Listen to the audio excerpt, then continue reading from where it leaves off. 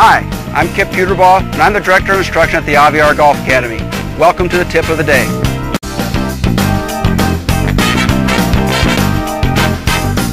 In posturing to the ball, the average mistakes that we see week in and week out here at our school is that people will tend to have their weight back on their heels. It's because as we get older, this becomes comfortable. Okay, we feel like this is balance. This is not balance. This is back on my heels. This is balance. Okay, now I'm actually up forward, and I would not ever stand in this position in a day-to-day dealing with people because that's almost aggressive. We get passive. This is almost aggressive. We want to stay up on the balls of our feet. Once we can do this, where we can almost lift our heels up in the air easier than our toes, if you can wiggle your toes, you're in trouble. You want to be able to feel like you can wiggle your heels. Then you have to learn to tilt your body correctly.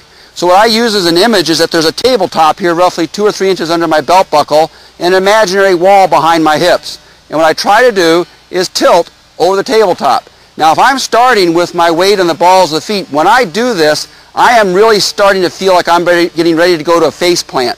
I'm going to get myself a little too forward, and then I'm going to let my knees flex. And when I let my knees flex, I just let my weight stabilize back into the balls of my feet.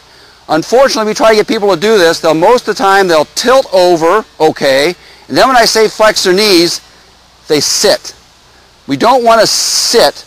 We want to flex our knees with our back of our hip socket staying high.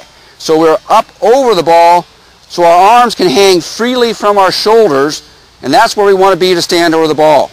This is in good posture, in balance, and this will ensure our ability to make a proper rotation on the way back and through. If we start out of balance, we can't rotate properly, and we'll be forced to use too much motion out of our hands and arms.